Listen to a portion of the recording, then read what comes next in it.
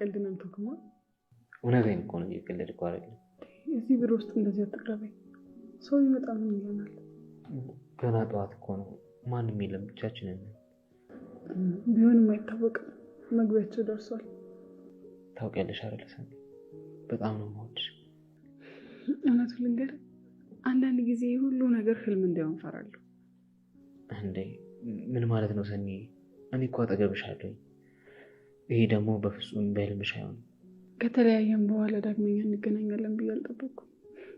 በየቀኑ እዚህ ቢሮ ውስጥ አንተን እያዩ መስራት በራሱ እኮ ለእኔ ደስታ ነው። እኔም እንዳንቺው።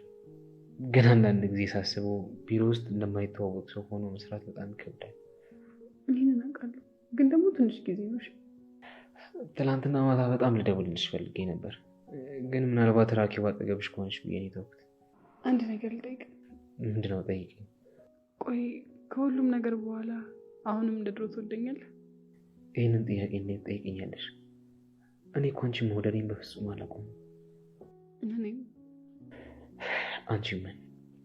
እኔም ደስታ እንዳታጣው ጠበቅ አድርጋት። በልበክ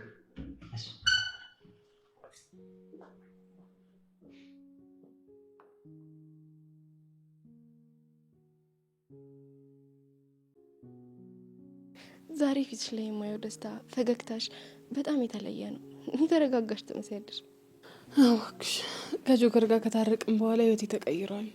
በቃ ስራዬን በደስታ እሰራለሁ። በዛ ላይ ደግሞ ውስጥ የነበረው ጫና ቀስ በቀስ እየቀነሰ ነው። ይህንን በመስማቴ በእውነት በጣም ደስ ብሎኛል።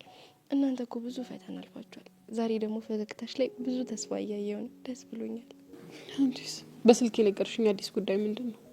አንድ አዲስ ነገር አለ ሰንዬ፣ በጣም ግራ ገብቶኛል። ሰላም ሰላም፣ እንዴት ናችሁ? በያላችሁ በሰላማችሁ ብዝት ይበልልኝ። ለቻናሌ አዲስ ከሆናችሁ ሰብስክራይብ እንዲሁም ላይክ እና ሼር በማድረግ ቤተሰብ ሆኑ። ጆከርና ሰኒ ስለታረቁልን እንኳን ደስ አላችሁ፣ ደስ አለን። በጣም ነው እኔ በበኩሌ ደስ ያለኝ። ደስ እንደሚላችሁ ሙሉ ተስፋ አለኝ። ሁላችሁም ይሄንን ቀን በጉጉት ስትጠብቁት ነበረ። ነገር ግን መጨረሻ ላይ በሚያሳዝን ሁኔታ ጆከር የመኪና አደጋ ይደርስበታል። እንግዲህ ጉዳቱ ብዙ እንዳይሆን ምኞታችን ነው። ከዚህ በኋላ ሰኒ ካጠገቡ ሳትለይ አብራው መሆን መቻል አለባት። ስለዚህ እንዴት ነው ራኬብን እንሄድባት እንዴ? ራኬብ በጣም ብዙ ታግሰናታል። አሁን ብንሄድባት ምን ይመስላችኋል? ራኬብን ብንሄድባት ምን ትላላችሁ? እስካሁን የሰኒ እህት ናት ብለን በጣም ነው ያከበርናት፣ በጣም ነው የታገስናት። አሁንም ድረስ አስቡት እንግዲህ አለቃ ሮቤል ጠርቶ ራኬ ታይ በእነሱ መካከል አትግቢ ቢላት እሷ ወይ ፍንክች። ጭራሽ እኮ እነሱ አብረው መሆን አይችሉም፣ እነሱ አይግባቡም ምናምን ነገር ብላ ዝብረቅረቅረቅረቅ። ኧረ ተይ ራኬብ ተይ፣ ትልቅ ሰው አይደለሽ እንደ ቆይ ራኩ እንደ እድሜሽ ብትወኝ መልካም ነው። እንግዲህ ሰኒ ዛሬ ከጽ ጋር ተገናኝታለች። በጣም ነው ደስ ያለን። ጽ በጣም ነው የምንወድሽ፣ በጣም እንወድሻለን። ከኪራ ጋር እውነት ቢሆን ጋብቻቸው እውነት ይሁን እያሉ ነው። እውነት እንዲሆን ምኞታችን ነው የጽ አድናቂዎች። እንግዲህ እኛም ሰርግ እንበላለን። በጣም ነው ደስ የሚለን። ስለዚህ እሱንም ነገር እስኪ እንዴት ነው በቀጣይ ጥያቄና መልስ እንደምትሰጡ ሙሉ ተስፋ አለን። በእርግጥ ጥያቄና መልስ እየሰጡ ነው፣ ቻናላቸው ላይ ተከታተሉ። ነገር ግን ደግሞ እኔ ያው የሚመጡ አስተያየቶች መመለስ ስላለብኝ ነው፣ ለዛ ያህል ነው። እነሱ በጣም ደስ የሚል ጓደኝነት ጊዜ ነው የሚያሳልፉት። በጣም ቤስት የምትለው ጓደኛዋ እንደሆነ ይታወቃል ኪራ። ይህን ጓደኝነታችሁን ደግሞ እንዳዘልቅላችሁ ፈጣሪ ምኞታችን ነው። ነገር ግን ደግሞ የሳዶር ወይም የናሆም የእውነት እህቱ ነች በጣም ደስ የሚሉ ፋሚሊ ናቸው። በባለፈው ቪዲዮ ተናግሬ ያለው እንግዲህ ወደ ሰኒ ስንመጣ ሰኒን እየመከረቻት ትገኛለች። በጣም በቃ የሁሉም ተቀባይ የሁሉም ሰብሳቢ ነች። ሰኒን ወስኝም ወሰን አለብሽ ራኬብ ደግሞ ለአንቺ ብላ ነው ቅዱስ ለምን አይመክራት ቅዱስ ጋር ነው የምትግባባው ብላታለች። እውነት ነው። እኔም በዚህ ሀሳብ እስማማለሁ። እንዲሁም በባለፈው ክፍል እንደገለጽኩት የራኬብን የሚግባባት ቅዱስ ብቻ ነው። ቅዱስን እንግዲህ ትሰማዋለች። እሱ ጋር ጥሩ ደስ የሚል ጓደኝነት አላቸው። ከዛ ውጭ ያሉት ሰዎች ጋር ያው ብዙ አይግባቡም። በተለይ ናቴ ጋር ናቴና ራኬብ አቤት ራኬብና ናቴ እኮ ራኬብን የሆነ ሰዓት ነው ናቲ በህይወቱ የቀረባት። እሱ ጀግና ሆንኩ ባላት በነገታው ዘረጦ ሆነ አየችው። እንግዲህ አስቡ ናቲ ጀግና ሁን እያለችው፣ ነገር ግን በቃ በነገታው ጀግና ሆንኩ ባላት በነገታው ሳይውል ሳያድር እንደው 24 ሰዓት እንኳን ሳይሞላው ውርደቱ የታየበት አጋጣሚ ነበረ። በህይወቱ ለመጀመሪያ ጊዜ ራኬብን ቢቀርባት ማለት ነው። እንዲሁም ጉዱና ሳንቾ ደግሞ ስለነሱ እያወሩ ነበረ። ጥጋብና ራፍ እውነት ነው። ራኬብና ሳንቾ ቢታዩ ጥጋብና ራፍ። እሷ እንደውም ፓስታ እያለች ነው የምትጠራው ፓስታ። ከዛ ደግሞ ስንዱ ሽቲ ለብሶ የእሷን ድሪያ ምናምን ሲጨፍር ነበር። ቤቷን ሲያጸዳ ቡናውን ምግቡን ምናምን በቃ እየካደመ ነበረ። እንደ ሀሳብ ቢመለስ ጥሩ ነው። ልክ እሷ በጆከርና በሰኒ ፍቅር እየገባች የምታወካ ከነሱ ራስ ላይ የማትወርድ ከሆነ ስለዚህ ሳንቾ ሄድና ወደ ራኬብ ቢያንስ በሳምንት 3 ብትሄድ በቂ ነው። ችግር የለውም። የተቀራውን ቀን ተንፈስ ትበል፣ ካለበለዚያ ተከታትላ መሞቷ ነው። ነገር ግን ደግሞ ቢያንስ በሳምንት 3 ጊዜ ሄደህ ሳንቾ እጣንም ማጫጫስክ ምንም ማጫጫስክ ብቻ በቃ በዛ ጊዜ አንተ ያዝ ስታረጋት ሰነ ጆከር ደስ የሚል የፍቅር ጊዜ ማሳለፍ እድል ቻንስ ይኖራቸዋል። አራ ጆከር መጥቶ እንኳን ራሱ ቤት ውስጥ አስባችሁታል? ቢቀመጥ ተቀመጥ እንደፈለግ ጫት፣ ሲጋራ አጭሱ ቃሙ ነው የምትላቸው። የምትጸየፈዋ ሴትዮ እንግዲህ ሳንቾ በዛ ሰዓት ይዞ መጥቶ ሳለ እሷ ራሷ እየቀነጠሰች እንግዲህ እንድታበላው ነበር የፈለገው። አቤት ግፍህ ግን ሳንቾ፣ አቤት ግፍህ።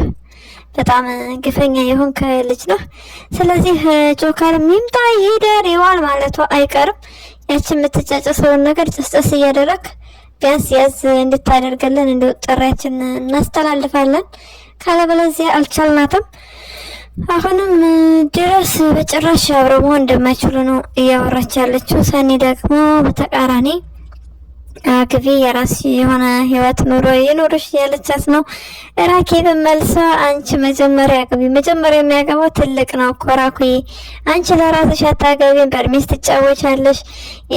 ስለ ትላንትናው ባልሽ እያሰብሽ አስቢ። እንግዲህ ፍቅር ሀያል እኮ ነው። ሰው ሞቶ እንኳን ራሱ ይፈቀራል አይደለ? ሰው ሞቶ እንኳን ራሱ በቃ እሱን እያሰብሽ እንኳን ይኸው ሳታገቢ እየኖርሽ ነው እንኳን በህይወት ያለን ሰው። ስለዚህ እህትሽን መረዳት መቻል አለብሽ እና ደግሞ ከትላንቱ አስተሳሰብ ወጥተሽ አግብተሽ ራስሽ የሆነ ትዳር ኑሮ መስረታች መኖር መቻል አለብሽ ራኩዬ። በዛ ጊዜ በቃ የትዳርን ፍቅር የትዳርን ጣዕምን በደንብ ስለምታውቂው ያኔ እህትሽን እንድታገባ ታገዣታለሽ። አግቢ ትያታለሽ፣ እንድታገባ ትፈልጊያለሽ። ግን ደግሞ ማንን ታግባ ነው ጥያቄው። የማትፈልገውን ሰው ታግባ እንደ ራኩ ማግባት ስላለባት ብቻ ሰኒ የማትፈልገውን ሰው ማግባት የለባትም። እሷ የምትወደው ጆከርን ነው። ጆከር የጎዳታ ብለሽ እያሰብሽ ነው። የምትጎዳ ከሆነ ስትጎዳ ያኔ ያደርስሻል። እናውቃለን። ብትጎዳ ብትመጣም እንደምትደግፊያት እንደምታጽናኛት። ምክንያቱም እህት ነሽ። እህት ደግሞ ልትሰላች ወይም የራሷ ጉዳይ እንደዚህ አይነት ነገር ልታሳይ አይገባም ማለት አይደለ? ስለዚህ ጥሩ የሆነውን ነገር ብቻ ሳይሆን መጥፎ የሆነውን ነገር ችግር ሲፈጠርም ተደጋግፋችሁና ተጋግዛችሁ ማለፍ መቻል እንጂ እሱን ሰው ጋር ባየሽ ቁጥር እሱ እኮ ባለጌ ነው፣ እሱ እኮ እንደዚህ ነው በጭራሽ። አንደኛ እርግጠኛ ባልሆንሽበት ነገር ላይ ስለ ሰው ማውራት ጥሩ አይደለም። ፍቅር ደግሞ በተቃራኒ አብረው ስለሆኑ የወንድሟ ደስታ ስለተመለሰላት ያላት ደስታ በቃ በጣም ደስ እያላት ያለው እንግዲህ ሰኒም በጣም ቅልል ያለች ስላቸው በጣም ደስ የምትል ሰው ጋር የምትግባባ ሰው የምታከብርና ለሰው በቃ ስፍስፍ የምትል ሰው ነች። ለምሳሌ ከጽናት ጋር የተዋወቁበት መንገድ ልንገራችሁ።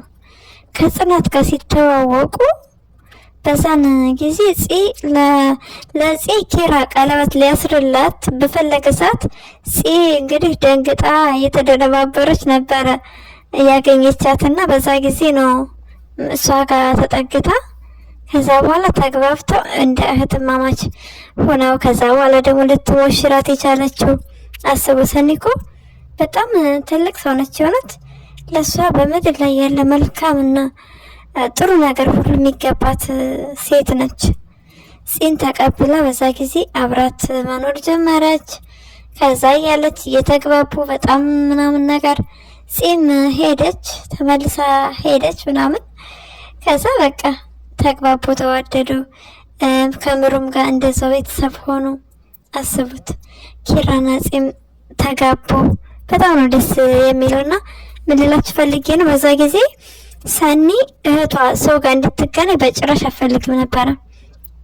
ሰኒ ደግሞ በጣም የሚያስደነግጥና የሚያስፈራ ፍርሃት ድንጋጤ ውስጤ ሰው እየናፈቃት ሰው እየራባት ያለችበት ጊዜ ነበረ። ግን እንደዛም ሆኖ እህቷ ውጭ ነው ያለችው፣ ለስራ ሄዳለች። ራኪብ ልቧ ስለጠነከረ ልቧ ድንድን ስላለ በጭራሽ ሰው ጋር እንድትገናኝ ሰው እንድታምን ሰው ጋር በቃ ቅርርብነት እንዲኖራት አትፈልግም ነበር። አስባችሁታል? ስራ ስትሄድ እንኳን ራሱ ስራ ሄደች ስራ መታ ይቀረች ብሎ ይነግራታል። የሰኒ አሰሪ የራኪብ ጓደኛ ስለነበረና ሰኒ ነፃነቷን ስት አርጋትና የኖረችው ያ ማለት ግን እህቷ ስለሆነ ስለምታስብላት ነው። ራኪብ አግብታ በሄደ ሰዓት ሰኒም እሷ ጋር ነበረች። ምክንያቱም እናት አባት ስለሌላቸው እሷ ነች እናትም አባትም ሆና ያሳደገቻት። በዛ ጊዜ እንግዲህ አስቡት ራኪብ አማቶቿ ጋር ስትሄድ አማቷ ሰኒን ትጎዳት ነበር። ይሄ ነገር ደግሞ በጣም ራኪብን የጎዳት ነበረ። ከአማት ጋር ተቀምጣችሁ እንግዲህ ባላግብታችሁ አስቡት። ባሎቻችሁን እንውጣ ብትሉ ደግሞ ባሎቻችሁ ላይወጡ ይችላሉ። ባሎቻችሁ ጋር ፍቅር ሊኖራችሁ ይችላል። ብቻ ከባድ ጥልፍልፍ ውስጥ ነበርና በእህቷ በሰኒ ምክንያት ተፈተናለች። አልተፈተነችም፣ ብዙ አልተንገላታችም ማለት አይደለም። ራኪብ ግን ደግሞ ተገትራ አትቀርም። ልታገባ የምትችለው የምትፈልገውን ሰው ነው እንጂ የማትፈልገውን ሰው የማግባት ግዴታ የለባትም። ያልወደደችውን ያላፈቀረችውን ደግሞ ነገ ሌላ ወንድ እንዴት ነው ልታስብ የምትችለው? በህይወቷ የመጣው መጀመሪያ እንግዲህ ክብሮም ነበረ። ክብሮም ኮሰረት በማለት ተግባቡ፣ ተዋደው ነበር። እንግዲህ እሱ ሄደ። ከሄደ በኋላ አልደወለም፣ ምንም አላለም። ያው ሲመጣ በቃ ልክ እንዳስቀመጣት እቃ ሆና የምትጠብቀው ነበር የመሰለው። ይሄ አስተሳሰብ በጣም ያናድዳል። ምንም እንኳን የኪራ ወንድም ቢሆንም ስለ እውነት ግን ያደረገው ነገር ጥሩ ስላልሆነ ጥሩ ያልሆነ ነገር እንቃወማለን። ከመጣ በኋላ በቃ እንደ እቃ ተቀምጣ እንዳገኛን ነበር የፈለገው። ይሄም አልተሳካም። አስባችሁታል? ምክንያቱም ሴት ልጅ ነች። ብዙ ላይፍ አለ፣ ብዙ ፈተና አለ። እንግዲህ በፈተና ምክንያት ከጆከር ጋር ተገናኙ። ሰኒ በነገራችን ላይ ከራሷ ይልቅ ለሰው ነው የምትኖረው። ከጆከር ጋር የተገናኙበት መንገድ እንግዲህ ታግታ ነው የታገተችውም በካርታ በቤት ካርታ ምክንያት ስፔድ ነው። ስፔድ ደግሞ ለጆከር በጣም ምርጥ ወንድሙ የሚባል ሰው ነበረ። እንግዲህ መጨረሻ ላይ በጩቤ እንዲወጋ ሁሉ አድርጓል። ከዛ በኋላ በጩቤ ከተወጋ በኋላ አለቃ ሮቤል ደርሶ ነው ያዳነው፣ ለዚህ ያበቃው። አሁን ላይ አለቃ ሮቤል ስለ ሰኒ ሊያናግረው ፈልጎ ጠርቶት በነበረ ሰዓት ነው እንግዲህ የመኪና አደጋ የሚደርስበት ጆከር ላይ። በድጋሚ ጆከር ምንም እንድትሆንብን አንፈልግም። ነገሩ ቀላልና መልካም እንዲሆንልህ ምኞታችን ነው። ለሰው ስትል ብዙ ነገር እየሆንክ ነው ያለው። ያው ለሰኒ ብለህ ብዙ ነገር ሆነሃል። አንተ እኔ ታስራለሁ ብለህ ታስረሃል። ያው ወደ ፊት መለስ ብለን ስናስበው ብዙ ነገር ሆኗል። ብዙ ነገር አልሆነ ማለት አይደለም። ራኬብ ደግሞ ከቤታችን አመጣነው ጉርቶሽ ሄደ እያለች ነው ያለችው። ሰኒ ደግሞ አስተዋይ ስለሆነች እያስተዋለች ስለሆነ እሱ አልጎዳኝም እኔ ነኝ የጎዳሁት ባለመታገሴ ነገሮችን ባለማገናዘብ እያለች ነው። እውነት ነው ሰኒዬ፣ አላገናዘባችሁም ነገሮችን፣ ግራ ቀኝ አላያችሁም። በእርግጥ ጆከር ያደረገው ነገር ልክ ነው እያልኩኝ አይደለም። ማንም ወንድ ከሚስቱ ምንም ነገር መደበቅ የለበትም። በቃ እያንዳንዱ ነገር ሚስቱን እያማከረ የሚሄድበትን ቦታ ሚስቱ ማወቅ መቻል አለባት። ስለዚህ እሱን ነገር ማድረግ ነበረበት። እሱን ነገር ስላላደረገ ጥፋቱ የሱ ይሄ ነው እንጂ ከዚህ ውጭ ምንም አይነት ጥፋት የለበትም ጆከር። እንግዲህ አስባችሁታል። ሊስትሮ ዝቅ ብሎ ሊስትሮ እየሰራ ነበር። በእርግጥ አልተማረም። ነገር ግን ደግሞ የተማረ ሰው ሁሉ ነው ስራ መስራት ማለት አይደለም። ልክ አሁን ላይ እየሰራ ነው ያለው። ከሌሎቹ በበለጠ በጣም ጀግና፣ በጣም ጎበዝ፣ በጸባይ ሁሉ ጥሩ የሚባል ሰራተኛ ነው። ዋናው ለሰው ልጅ ልብ ነው እንጂ ልብ ይጠይቃል። የግዴታ ብዙ አመታቶችን ፊደል ስለቆጠርን ብቻ አይደለም፣ በአቋራጭም ጀግና መሆን ይቻላል። ለዚህም ማሳያ ጆከር ነው። እና ደግሞ ቃልዬ ናፍቃናለች። ቃልዬ ትመለስ። አለቃ ሮቤል ፕሊስ ቃል ትመለስልን። ያለሷ ስራው በቃ አይሳካም። ለስራ ነው ወደ ውጭ ሄደችው እናውቃለን። ነገር ግን ደግሞ በቶሎ እንድትመለስ እንፈልጋለን። የጎቤውና የሳንቾ መቀየርም በጣም ነው ደስ ያለን። ሳንቾ እንግዲህ ለትውስታ ብሎ የሰው ኪስ ሊያጥብ ጠጋ ሲል ጎቤው አይቶ ተናዶበታል። በጣም ደስ ይላል ፍቅራቸው። ሰኒም ሄዳ ስለ ጎበኘቻቸው በጣም ደስ ብሏታል። ሰኒ የኛ ትወት በጣም ነው የምንወድሽ።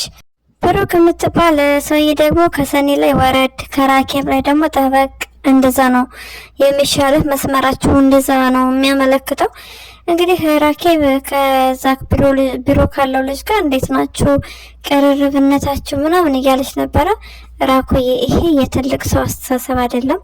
ያው ትልቅ ሰው ምንድነው የሚባለው ሲያረጅ ህፃን ይሆናል እንደሚባለው ልክ እንደዛ እየሆንሽብን ነው። ከዚህ ነገርሽ ተስተካከይ፣ መልካም ነው።